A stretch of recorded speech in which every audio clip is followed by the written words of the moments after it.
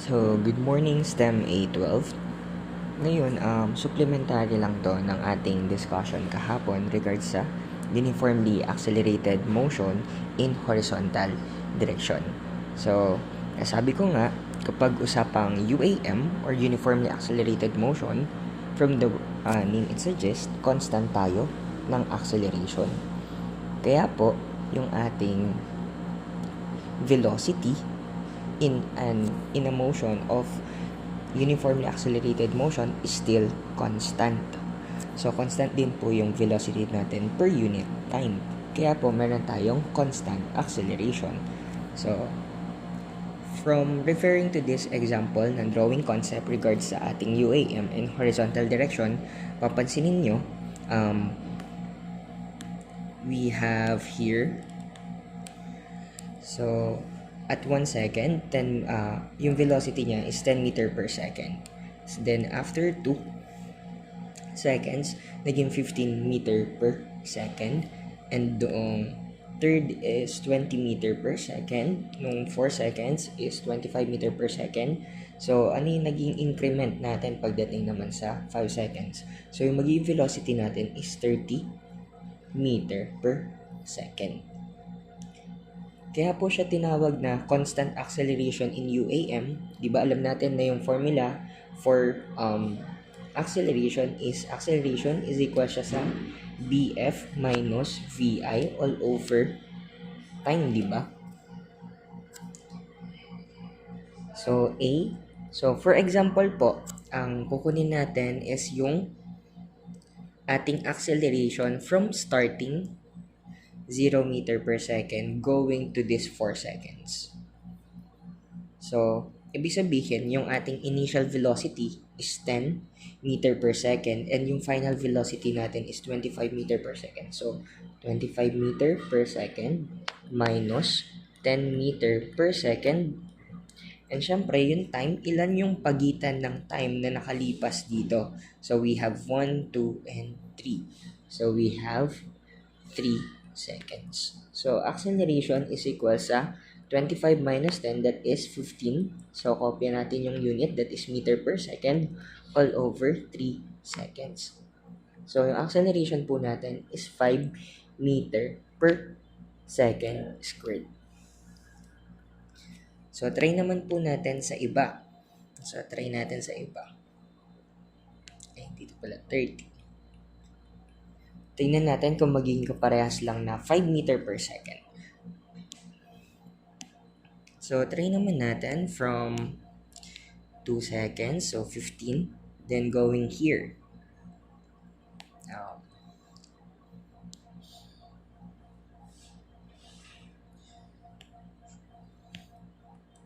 Ayan, dyan pa rin. So, solve ulit natin yung acceleration.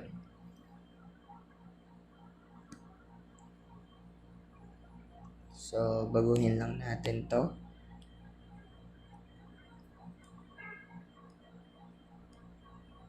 Tandaan na lang po natin na 5 meter per second squared yung nakuha natin kanina. So, yung formula ulit natin. So, yung final natin, that is 25 meter per second minus 15 meter per second. And yung time natin in between here, so from here to here is 1 second. From here is 2 seconds. So, kaya 2 seconds po yun dito. So, 25 meter per second minus 15 meter per second, that is 10 meter per second all over 2 seconds, that is 5 meter per second squared. Kaya po, sinasabi natin na kapag UAM, constant yung ating acceleration. Maliwanag?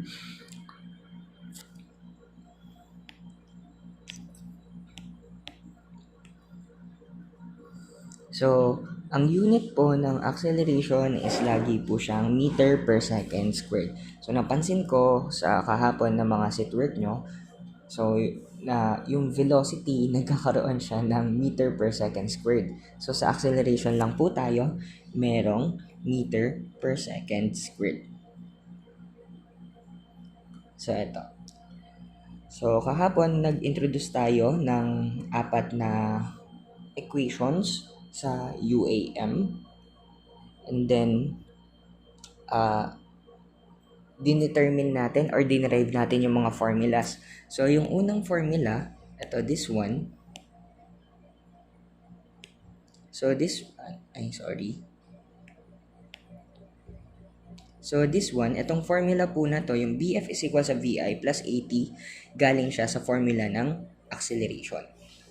And then, kasi nga, di ba yung acceleration is equal siya sa BF minus VI all over T. So, galing po dyan yan. So, ito, cross multiply, magiging AT is equal sa BF minus VI. And then, ito, nilipat lang natin sa kabila. Therefore, we have BF is equal sa VI plus AT. So, dun po siya galing. So, na-derive naman na natin yan, kaya di na natin kailangan. So, more on solving tayo. So, pag sa UAM equations, kailangan po, sa mga problem, tatlo yung known variables natin. Lagi pong tatlo yung known variables natin, and meron tayong hinahanap lagi na to find. So, ano ba yung hinahanap natin sa problem? So, may certain variable tayo na hinahanap, and this will be our clue kung ano yung magagamit natin na equation dito sa apat na equations na meron tayo. So, keep in mind, kapag final velocity, yung unit niya po is meter per second.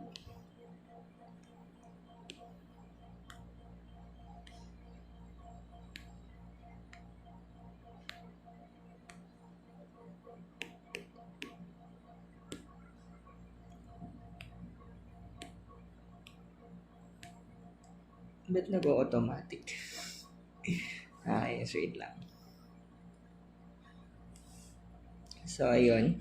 Kapag final velocity, that is meter per second, pag acceleration po, lagi niyang unit meter per second squared. So, sa kanya lang po yung may second squared. And then, for initial velocity, we have meter per second. For displacement or distance, we have meter. And for time, we have seconds. So, let's move sa ating mga problems. So, let's solve problem number 1. Siyempre, ang una natin gagawin is to state yung mga givens na meron tayo. So, given.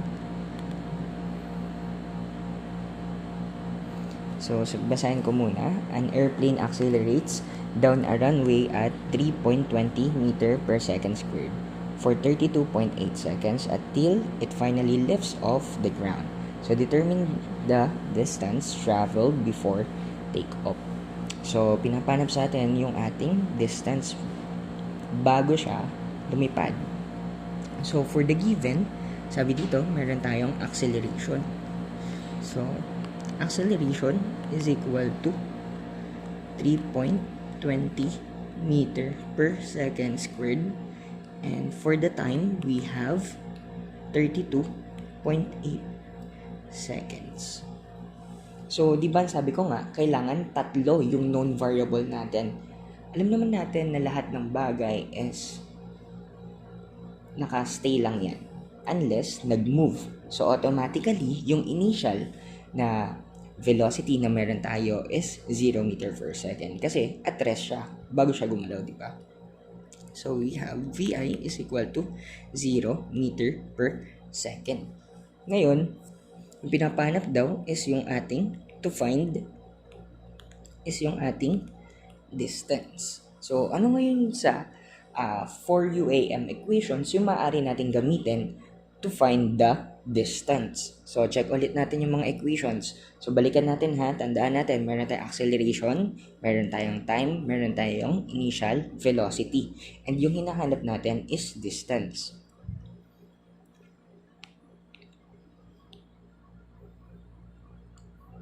Ayan. So, ito yung 4 UAM equations natin. So, kanina meron daw tayong initial velocity, acceleration, and time. At yung pinapahanap sa atin is distance. So, check natin yung equation 1. Sa equation 1, may distance ba? So, wala. Meron nga tayong initial, meron tayong time, meron tayong acceleration, pero hindi naman hinahanap doon yung distance. So, BF kasi nandito. So, hindi natin siya magagamit. So, cross out natin to. So, ang cross out, di natin siya magagamit. Then, sunod natin is yung ating second equation. So, sa second equation natin, we have distance. So, may distance tayo, may initial velocity tayo, meron tayong time, meron tayong acceleration. So, automatically, this second equation is usable for our problem. So, kaya ito na lang gamitin natin. So, yung formula natin, so, the formula is D is equal sa VIT plus AT squared all over 2.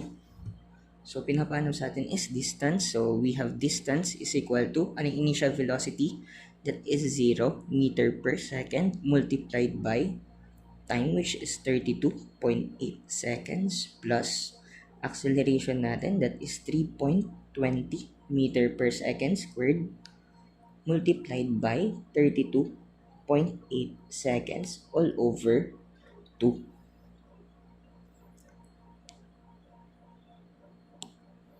So, distance natin is equal to, so 0, anything na i-multiply natin sa 0 is still 0. So, 0 tayo dito.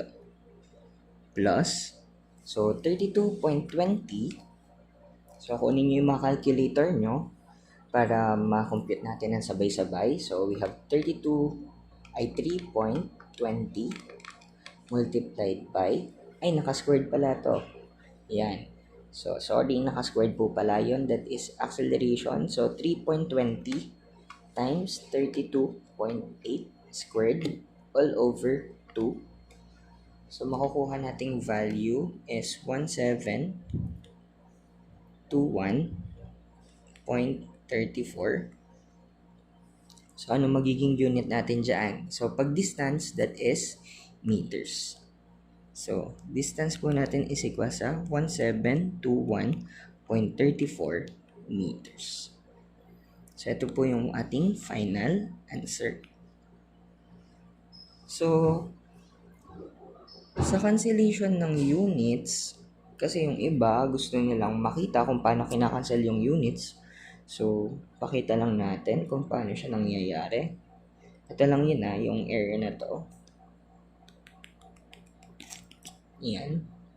So, we have 3.20 meter per second squared multiplied down. So, 32.8, almost 32.8. That is 175.84 seconds squared all over sa 2. So, automatically kasi, ito second squared nasa denominator, and then this second squared is nasa numerator. So, pwede, makakancel natin yun. Kaya yung matitira is meters. Maliwanag po. Okay. So, sana naintindihan nyo yung ating problem number 1. So, let's solve number 2. A race car accelerates uniformly from 18.5 meter per second to 46.1 meter per second in 2.47 seconds. So, determine the acceleration of the car and the distance traveled. So, una natin gawin ulit is to find yung ating mga givens. So, state muna natin yung mga givens natin. So we have initial velocity na, sorry po. That's 18.5 meter per second. Final natin is 46.1 meter per second. And we have the time na 2.47 seconds. And then yung to find natin is yung ating acceleration, and then we have the distance. So, alam natin that ano yung mga formula na maaari nating gamitin. So, formula. natin gamitin. Alam natin that acceleration is equal sa BF minus VI all over time. So therefore, we can use this formula in order to solve yung ating acceleration. So, BF natin that is 46.1 meter per second minus 18.5 meter per second all over ng ating time, which is 2.47 seconds. So, kunin po natin ulit yung mga calculator natin and we can solve for in order to solve this equation. So, 46.1 minus 18.5 all over 2.47. So, we got 11.17 meter per second squared. So, pag acceleration, that is meter per second squared. Then, pinapahanap sa atin is yung ating distance. So, balikan natin yung ating UAM formula. So, UAM. So, meron na tayong acceleration, meron tayong final, meron tayong initial, meron tayong time. So, automatically, we have 4 values.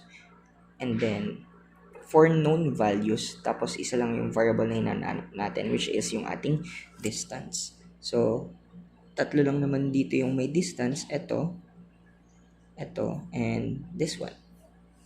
So, therefore, ito, pwede natin magamit, ito rin, tsaka ito. So, lahat siya pwede natin magamit. So, gamitin na lang natin is this one. Kasi meron naman tayong initial, meron tayong final, meron din tayong time.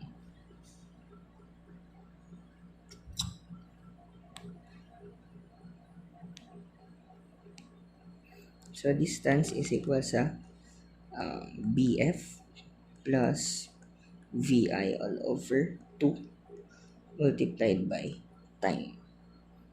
So, D natin is equal sa yung BF natin, that is 46.1 meter per second. Ay, sorry. That's plus initial natin, that is 18.5 meter per second all over 2 times yung time natin na 2.47 seconds. So, D is equal to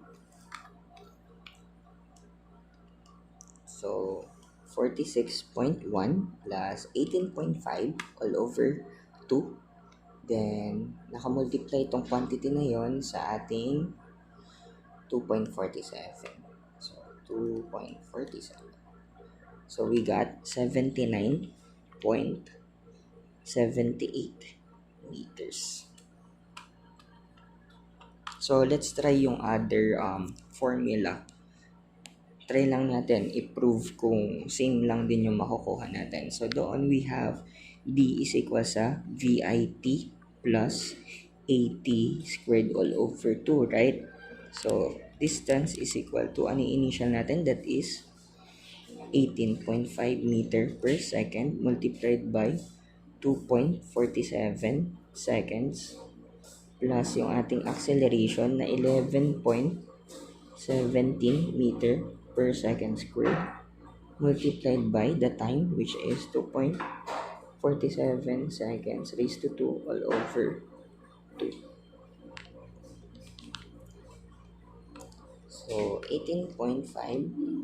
Plug na lang natin siya ng buo sa ating calculator para isang solve na lang. So, we have 18.5 multiplied by 2.47 plus, so, gawa kayong fraction, then 11.17 times daw ng 2.47 raised to 2 all over 2. So, same lang. So, that is 79 point. So, dito 76. So, ganun lang din naman, 77 meters.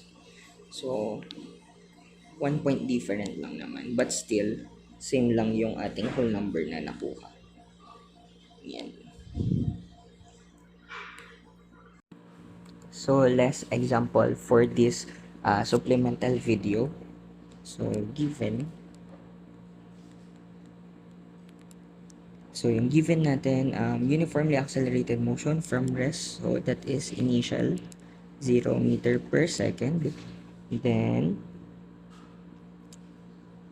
so, sabi dito, from rest to speed pala. So, meron siyang final velocity na 7.10 meter per second over a distance. So, meron tayong distance travel which is 35.4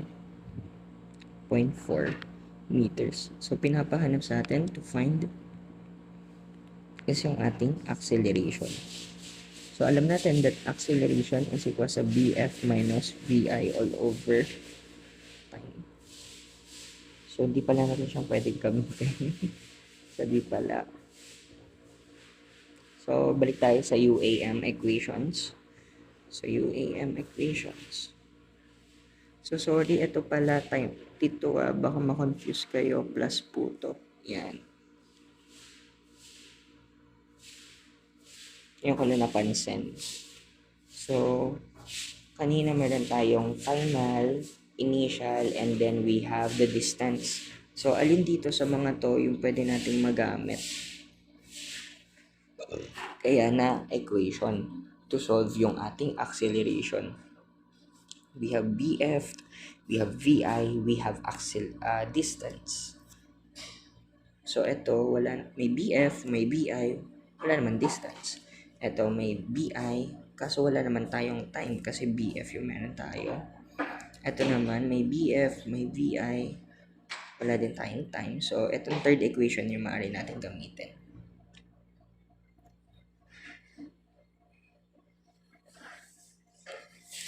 So, yung formula to use natin is BF squared is equal sa BI squared plus 2AT. So, ang gagawin natin, in order to get this acceleration, kasi gusto natin acceleration na matira. So, ito, ililipat natin pa kabila. So, BF squared minus VI squared is equal sa 2AT. And then, para matira natin is yung A lang. So, kailangan natin mag-divide ng 2D over 2D. Therefore, acceleration is equal sa BF squared minus VI squared all over 2D.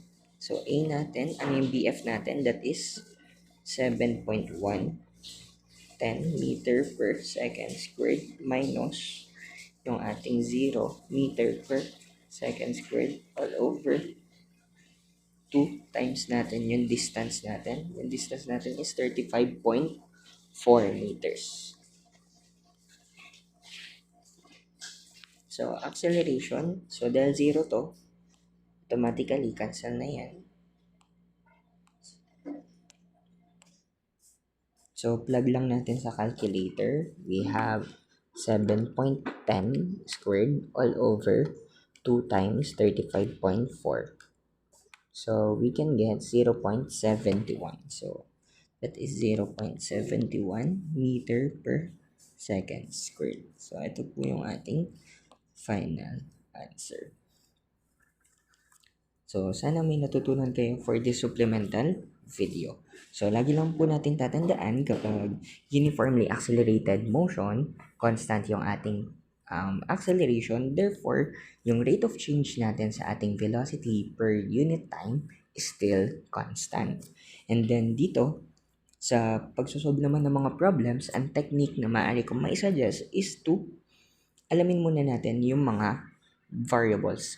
So, kailangan sa kada problem, 3 yung known variables natin in order to solve yung ating problem. Laging 3 po. 3 yung known variables natin. Tapos, yung isa, yung hinahanap. So, i-check nyo lang naman dito sa 4 na UAM equations kung alin doon yung 3 given na variables nyo and then kung ano yung hinahanap. And then, iyon yung gagamitin nyo na formula. Tapos, manipulation lang if applicable. So, yun lamang po and bye-bye.